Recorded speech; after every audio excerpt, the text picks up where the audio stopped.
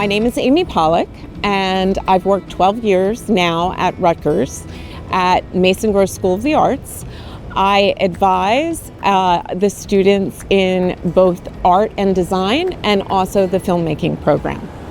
And I also am colleagues with the co-founder of Windows of Understanding, Cassandra Oliveras Marino.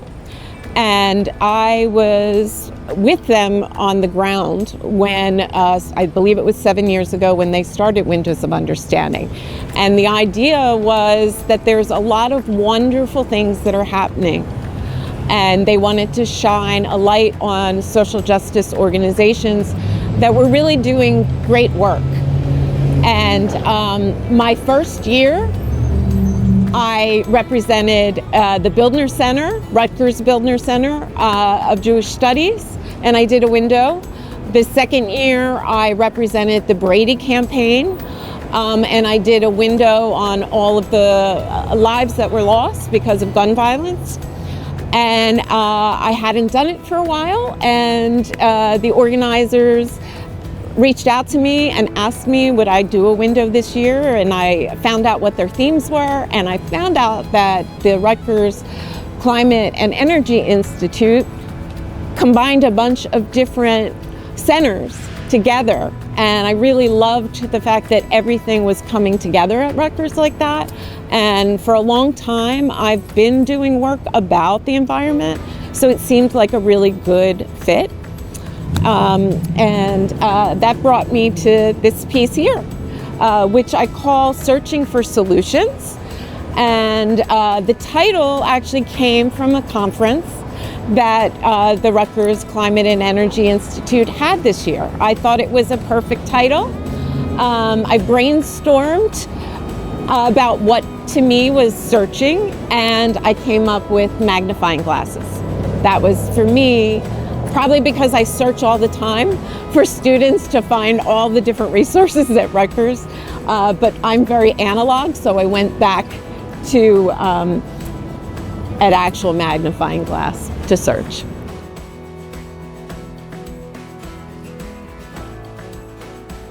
I definitely made it more representational, so that, you've got the representational and then there's more abstraction that's down here. But I wanted it to be inviting. I also was thinking about the level, too, of the children.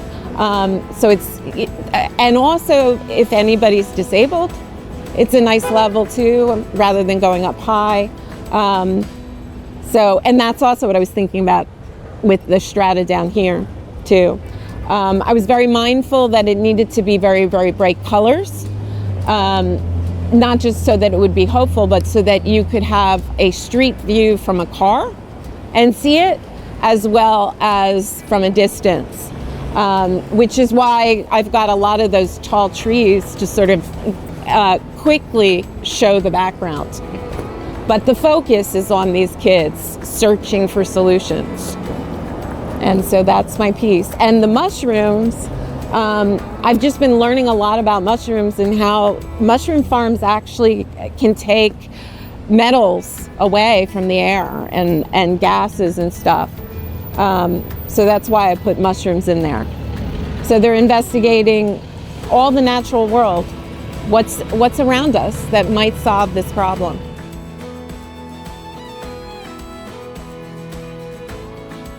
Two key things resonated to me.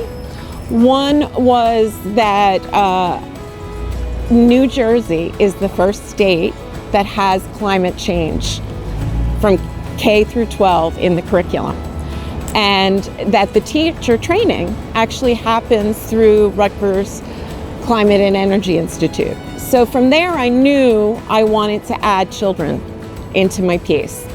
I definitely knew that that was important to me. And the other thing that informed it is I learned about Duke Farms and how they're trying to make Duke Farms carbon neutral, even carbon negative. And I learned about carbon sinks. And I realized, wow, some of the work that I've been doing for years, where I took old architectural digests with my best friend Lori Spitz. We would take them and we would carve into them, cut them, and they were seen as like collages, and we made them into tree rings.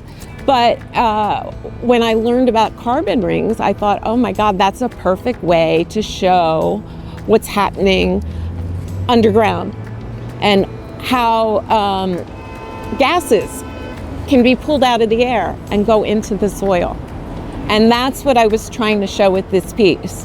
And when I spoke with the director, Marjorie, when we had our conversation, she told me that she's very hopeful about the future. So I wanted this piece to be hopeful, because climate change is really, really serious, and you can get really worried and really scared that there's like, what can we possibly do? But there's so many good people and so many things out there happening that I think that there are solutions.